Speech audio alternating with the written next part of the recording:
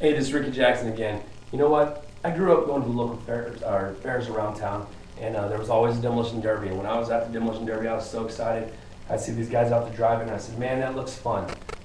I want to do that sometime." Well, not everybody gets a chance to do that. But 4 years ago, when I met my girlfriend, her uncle was running demolition derbies at the time, and he invited me to come out and be part of his pit crew. Well, a pit crew is nothing more than a gopher. That's a person that goes and gets the tools, goes and gets the parts, changes tires if he has to, grabs a sledgehammer and beats the heck out of this car, trying to get the metal up off the wheels or back in position so he can go run the next heat. Well, you know what? I helped him out that day, went back home that night, and I was hooked.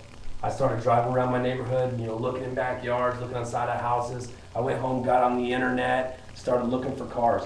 Well, I thought I found the best car right down the street from my house. It was a 1970 Ford Galaxy 500. 18.5-foot long car. I thought, big car, this is it. That car lasted me 46 seconds. It was blown up in that amount of time. So it doesn't mean just because it's a big car, it's a good car. This is just not some redneck stuff where they bust the windows out and start running. This is actually a sport, and these guys are serious about it. And I'm going to tell you in the next few minutes kind of what's involved with running the demolition derby and what it takes to do it. Now, there's good and bad cars, and I'm not going to argue the fact of which one's better. I'm just going to tell you the ideas behind them. A bad car is usually a mid-60s and earlier car because at that time, the manufacturers didn't care about safety. They weren't as concerned with it, so they had really weak frames. As they started building higher horsepower engines, they started strengthening the frames. In '76, the government came down and says, okay guys, you need to make these cars safer for the public. So what they did is they came up with the idea of doing a crush box. Now this crush box is a part in the frame that's just a little bit weaker than the rest. So what happens is, the idea is the car would get in a high impact crash, the frame would bend at the crush box and absorb a lot of that pressure or that stress. Now, that sounds good when you think about safety and you think about the driver and passengers, but it's not good when you think about demolition derbies. We don't want the car to crush like that. Then there are good cars. Now, some of the good cars, I'm going to talk to you about top 3 that I think are the best cars. The 1967 to 72 Imperials. These are a unitized body frame. It is a very, very strong car. This is the big daddy or big dog of derbies, if you will. People are paying between $1,000 and $1,500 for these cars, sight unseen. And that doesn't even include if it's running, if you need steel to put in the cage, if you need tires, nothing. This is just getting the car before you even get it ready. Number 2 is going to be your 1971 and 1976 GM wagons, your Buicks, your Oldsmobiles, your Pontiacs.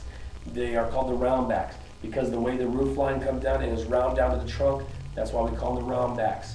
Your number 3, that's going to be your 61 to 69 Continentals.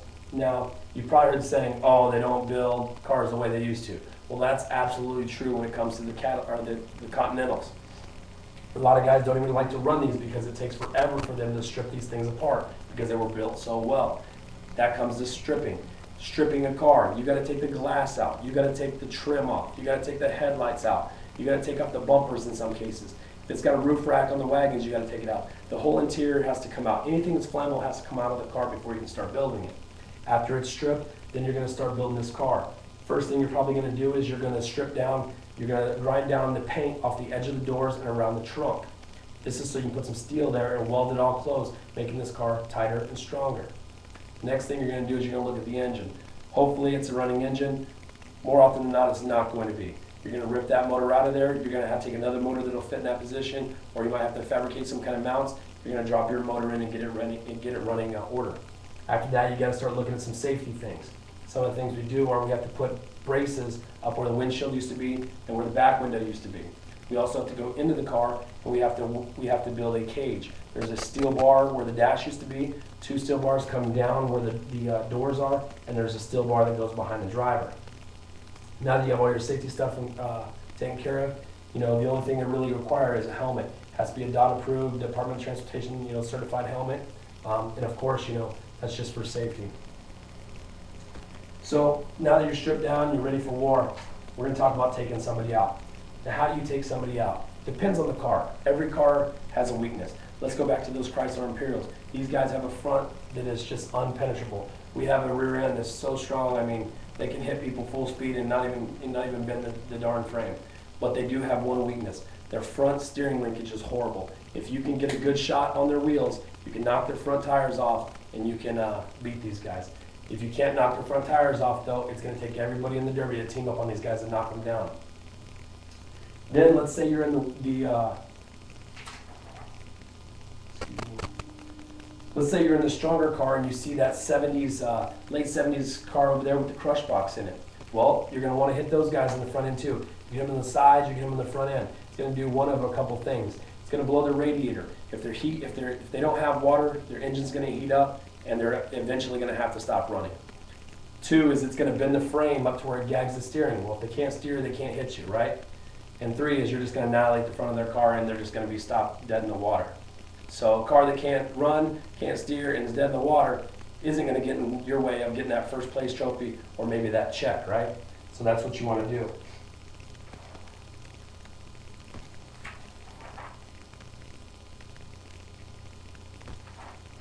So let's go on the other side. Let's say you're on the weaker side of the vehicle. Let's say you're driving in a weak vehicle.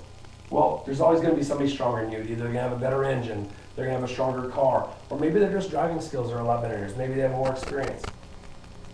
You want to be smart. You want to drive defensively. You want to get out of the way of that Imperial. You want that Imperial to get a chance to hit you or knock your wheels off. You want to drive defensively, like I said. There's guys out there that have figured out just how to hit a car just to flip them over. Well, a car on his roof is a lot like that guy that can't run or can't steer or just knocked his front end off. Obviously, you can't come after me if you're sitting on the roof, right? So you want to stay out of that position. If these guys can get a good shot on you, they're going to take it. So you need to be careful.